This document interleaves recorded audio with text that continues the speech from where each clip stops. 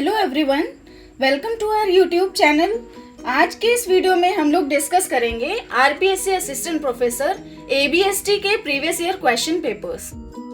Start the video. The question is the cost under which to accept the specific investing project forgo the alternative options called as. यहाँ पूछा जा रहा है कि ऐसी कौन सी कॉस्ट होती है जब हम कोई अल्टरनेटिव ऑप्शंस को छोड़ते हैं तो उस कॉस्ट को क्या कहते हैं। तो ऐसी कॉस्ट हमारी अपॉर्चुनिटी कॉस्ट होती है। अपॉर्चुनिटी कॉस्ट पहले बता चुके हैं कि जब कोई सेकंड बेस्ट अल्टरनेटिव को हम निगलेक्ट करके दूसरा कोई ऑप्शन चूज़ करते हैं तो उसको इग्नोर करने की जो कॉस्ट होती है वो हमारी अपॉर्चुनिटी कॉस्ट होती है। नेक्स्ट क्वेश्चन है price earning ratio is useful for. Price earning ratio किसके लिए यूज़फुल होता है? ये मेनली शेयर होल्डर्स के लिए यूज़फुल होता है। तो यहाँ पे करेक्ट ऑप्शन हमारा डायरेक्ट शेयर होल्डर्स बन जाएगा, थर्ड ऑप्शन। नेक्स्ट क्वेश्चन है stock turnover ratio is. Stock turnover ratio, अभी हमने कई सारे क्वेश्चंस पिछले वीडियोस में सॉल्व किए हैं। स्टॉक टर्नओवर रेशियो का जो फॉर्मूला होता था वो क्या होता था? Cost of goods sold upon average stock. तो ये हमारा कहाँ पे दिया गया है? थर्ड ऑप्शन में दिया गया है। थर्ड ऑप्शन हमारा करेक्ट आंसर हो जाएगा। Next question, equity capital is cost free, is this statement true. अब यहाँ पे पूछा जा रहा है ये जो स्टेटमेंट दिया जा रहा है ये सही है या गलत है। स्टेटमेंट क्या है कि इक्विटी कैपिटल वो कॉस्ट फ्री होती है। तो कॉस्ट फ्री कोई कैपिटल नहीं होती है, इक्विटी कैपिटल की भी कॉस्ट होती है, शेयर होल्डर्स को भी कुछ डिविडेंड वगैरह देना पड़ता है। तो ये स्टेटमेंट जो है वो हमारा गलत है। तो सेकेंड ऑप्शन करेक्ट आंसर होगा। नेक्स्ट क्वेश्चन है overall solvency ratio is. Overall solvency ratio क्या होता है? ओवरऑल सॉल्वेंसी रेशियो होता है कि जो हमारे बाहर के आउटसाइडर्स जितनी भी लायबिलिटीज होती हैं उनको पेमेंट करने के लिए हमारे पास टोटल एसेट्स कितनी हैं। ये रेशियो जो होता है वो हमें ओवरऑल सॉल्वेंसी बताता है।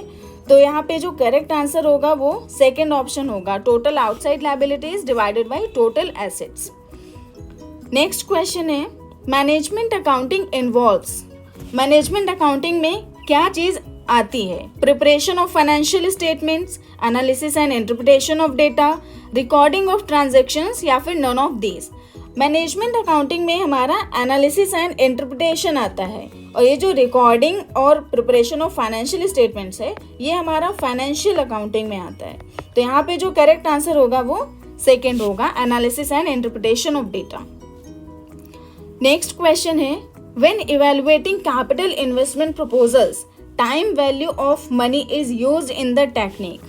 जब हम कोई भी इन्वेस्टमेंट प्रपोजल्स को इवैल्यूएट करते हैं तो उसमें एक कंपोनेंट होता है टाइम वैल्यू ऑफ मनी। वो हम किस टेक्निक में यूज़ करते हैं। यहाँ पे जो मेथड्स बताए गए हैं इसमें से हमें बताना है कि टाइम वैल्यू ऑफ मनी किस टेक्निक में कंसीडर की जाती है। तो एवरेज रेट ऑफ रिटर्न और पेबैक पीरियड में तो time value of money consider नहीं की जाती है। IRR जो है इसमें हम टाइम वैल्यू ऑफ मनी को कंसीडर करते हैं। तो हमारा करेक्ट आंसर फर्स्ट हो जाएगा IRR। नेक्स्ट क्वेश्चन है profitability index is the ratio of. Profitability index कैसे कैलकुलेट करते हैं? ये होता है हमारा present value of cash inflows divided by initial investment या फिर कह सकते हैं present value of cash outflows. तो ये हमारा सेकेंड ऑप्शन करेक्ट आंसर हो जाएगा, प्रॉफिटेबिलिटी इंडेक्स कैलकुलेट करने का। नेक्स्ट क्वेश्चन है cash inflow after tax means. Cash inflow after tax का मतलब क्या है कि जो भी हमारा ऑपरेटिंग प्रॉफिट है उसमें से हम जो नॉन कैश आइटम्स थे उनको वापस से ऐड बैक कर लें। तो operating profit plus depreciation minus tax अगर हम कर देंगे तो हमारा कैश इनफ्लो आफ्टर टैक्स निकल आएगा। नेक्स्ट क्वेश्चन है what is the basic assumption of dividend yield plus growth method of cost of capital. Cost of capital का जो dividend yield plus growth method है उसका बेसिक अजम्पशन क्या होता है? Constant growth of firm, constant dividend pay out या फिर both या फिर नन ऑफ दिस।